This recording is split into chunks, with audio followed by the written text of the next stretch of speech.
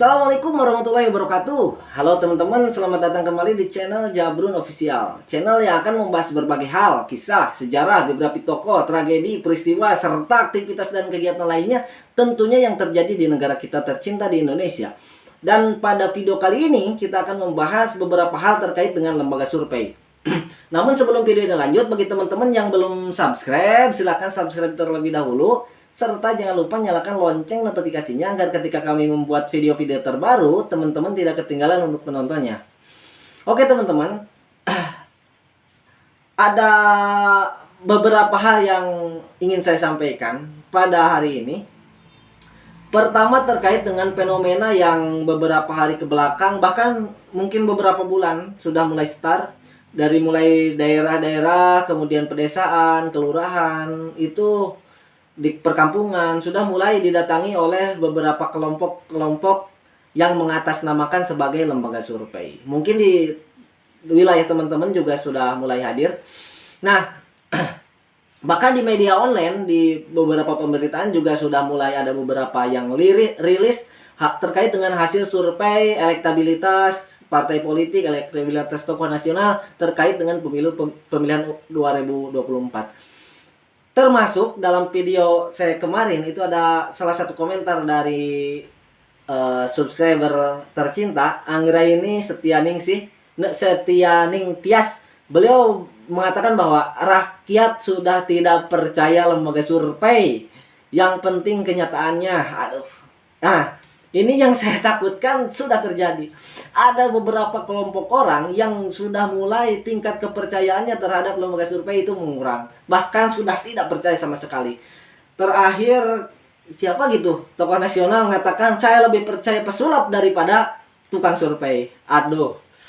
Nah, fenomena ini sungguh mengkhawatirkan dan sungguh miris menurut saya. Ketika lembaga survei yang turun ke lapangan sudah tidak dipercaya oleh masyarakat, percuma begitu. Nah, saya ingin menyampaikan kepada teman-teman terkait dengan hal tersebut. Ada di lapangan mungkin terjadi beberapa lembaga survei yang abal-abal, kemudian ada juga lembaga survei yang saya rasa masih memiliki integritas dan masih kredibel. Nah, namun ini harus segera dibasmi bersama-sama oleh teman-teman, karena jika ini berlarut-larut secara terus-menerus, ini kepercayaan publik terhadap bukan hanya kepada lembaga survei, bahkan kepada tokoh yang nanti terpilih pun mereka akan tidak percaya. Seperti terpilihnya Pak Jokowi kemarin di 2019, banyak orang yang tidak percaya, disebut kecurangan lah dan lain sebagainya. Ini sangat berbahaya. Bukan masalah lembaga surveinya, tapi tingkat kepercayaan mengurang, nantinya berefek kepada kepercayaan lain, kepada keluarga jadi kurang percaya, kepada si A jadi kurang percaya. Bahkan ada satu kisah Habib Ja'far, beliau ketika di di salah satu mesin ATM ngantri lama banget, orang lagi mau ngambil uang 1 juta gitu. Kemudian setelah keluar dihitung lagi di dalam, sehingga lama yang di luar. Terus diketok, tok, Pak lami teuing dihitung heula cenah. Atau dihitung heula apa di ATM sudah jelas keluar uang berapa. Ini kan mesin ATM. ATM itu mesin ciptaan manusia. Saya jangankan terhadap ciptaan manusia, terhadap ciptaan Tuhan pun saya sudah tidak percaya. Tuh, artinya bahwa tingkat kepercayaan sudah mulai mengurang, termasuk salah satunya kepada lembaga survei. Nah, ini saya sangat mengkhawatirkan kejadian-kejadian ini berefek kepada kepercayaan lain. Sehingga saya rasa harus segera diantisipasi. Nah, teman-teman yang saya hormati, ada beberapa hal yang kita harus waspadai untuk membedakan mana lembaga survei yang kredibel dan mana lembaga survei yang abal-abal. Sekurang-kurangnya saya menyimpulkan bahwa dari sekian banyak ciri dan syarat lembaga survei yang kredibel, saya menyimpulkan kurang lebih ada 3 hal. Pertama, memiliki metode. Yang kedua, non-metode. Yang ketiga, netralitas penyelenggara. Kita bahas secara berurutan. Pertama, metode. Lembaga survei Kenapa harus memiliki metode? Karena ini berbicara tentang angka statistik. Artinya bahwa populasi yang kita sampel itu mewakili sekian banyak populasi yang ada. Contoh, kalau di Indonesia misal populasinya 250 juta jiwa, maka sampel itulah, dari jumlah sampel itulah yang mewakili 250 juta tersebut.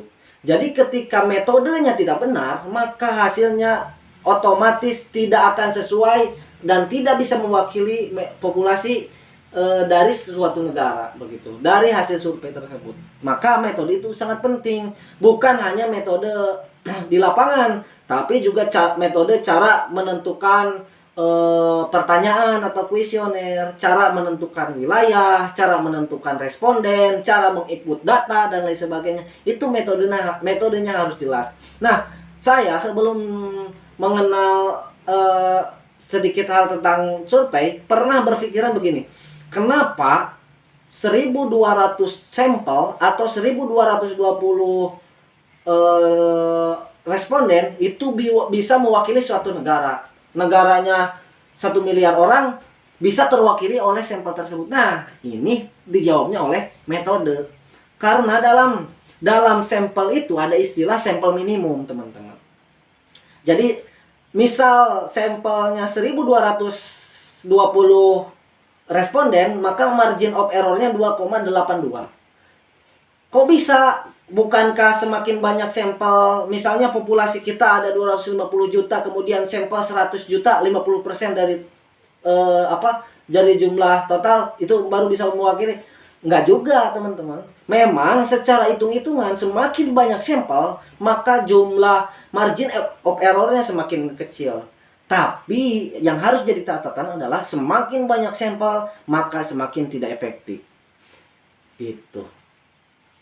Secara pengawasan, secara budget, secara semakin tidak efektif.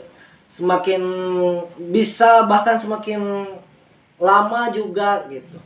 Nah, itu secara metode. Jadi metode, ketika ada surveyor atau lembaga survei yang datang ke teman-teman, sebelum mereka wawancara, tanya dulu metode apa yang kalian gunakan. Jangan dulu survei dilanjutkan, penelitian jangan dulu dilanjutkan ketika beliau atau surveyor tidak tahu metode yang mereka gunakan. Nah, ketika mereka sudah mampu menjelaskan, ini loh metodenya, ini loh anunya. Nah, barulah survei atau penggalian data bisa dilanjutkan. Itu yang pertama, teman-teman.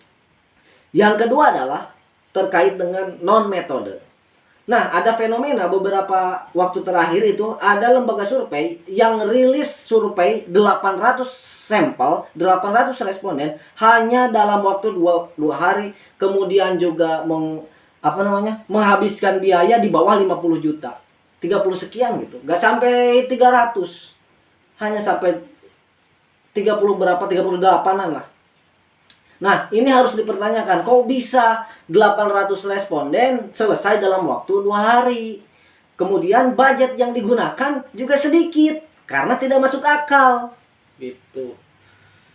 Kita kan tahu, survei itu di lapangan banyak sekali pengeluarannya. Makanya, jika 800 responden kemudian menghabiskan biaya di bawah hanya puluhan juta, itu harus diaudit, begitu, harus dipertanyakan. Yang ketiga adalah netralitas penyelenggara. Nah, netralitas penyelenggara ini sangat penting untuk meningkatkan kepercayaan publik terhadap lembaga survei. Apakah survei tersebut benar-benar netral, benar-benar dapat dipertanggungjawabkan atau tidak. Contoh begini, teman-teman harus membedakan antara lembaga survei yang dibayar dengan lembaga survei yang pesanan, yang dipesan. Kalau menurut saya, lembaga survei dibayar itu bukan berarti lembaga survei tidak netral. Karena logis, ketika kita melakukan survei membutuhkan biaya, membutuhkan anggaran yang sangat besar, gitu. Contoh, misal saya ingin mencalonkan menjadi presiden di 2024.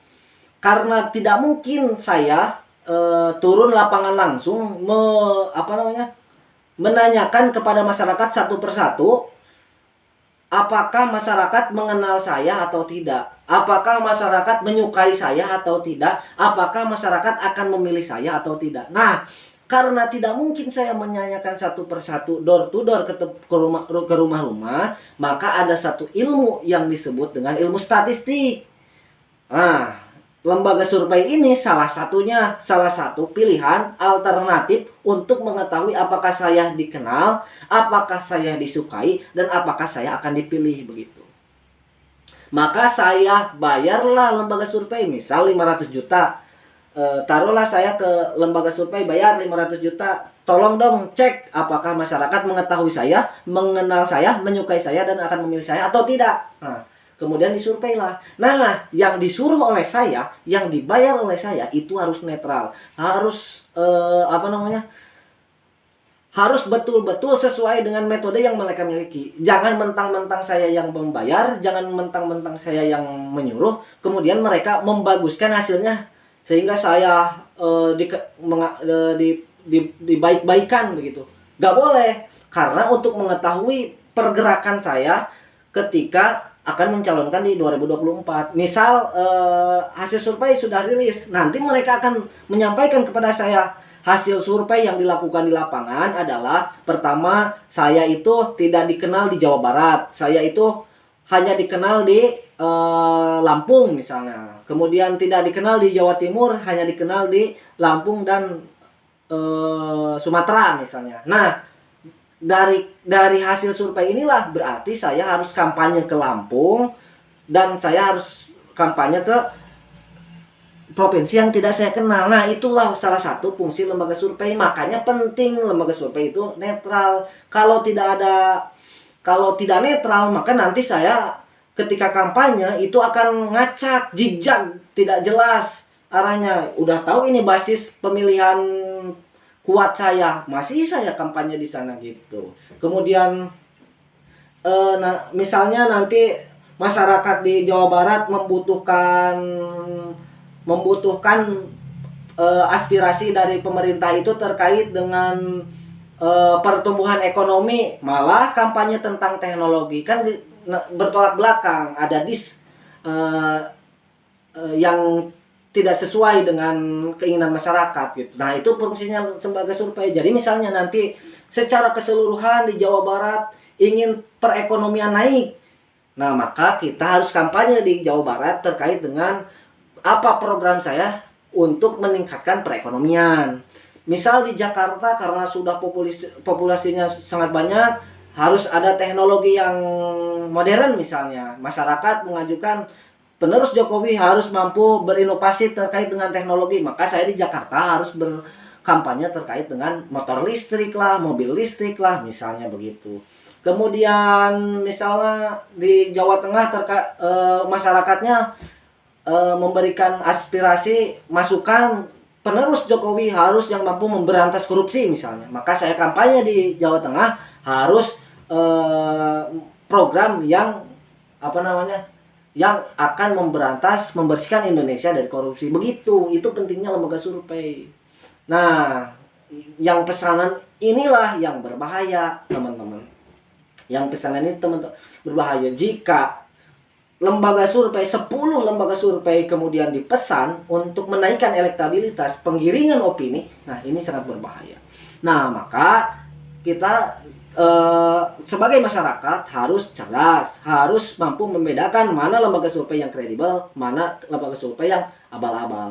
Ketika kita sebagai masyarakat mengetahui 3 hal tersebut, otomatis sebelum ada lembaga survei datang ke rumah teman-teman, ke wilayah teman-teman, mereka harus menjelaskan 3 hal tersebut. Pertama, metodenya apa, kemudian waktu yang mereka gunakan seperti apa, kemudian biaya yang dikeluarkan ini dari mana gitu. Nah, mungkin teman-teman itu yang bisa saya sampaikan. Mudah-mudahan ini bermanfaat. Nah, jika ini bermanfaat, subscribe. Nah, jika sudah di-subscribe, isi link sawerianya biar saya bisa ngopi dan udud karena ada korekna hungkul. Mungkin itu teman-teman. Kalau link sawerianya sudah diisi, nanti saya bisa beli rokok. Terima kasih atas segala perhatian. Mohon maaf atas segala kekurangan. Hasbunallahu wa ni'mal wakil. Mudah-mudahan bermanfaat. Wassalamualaikum warahmatullahi wabarakatuh. Dadah.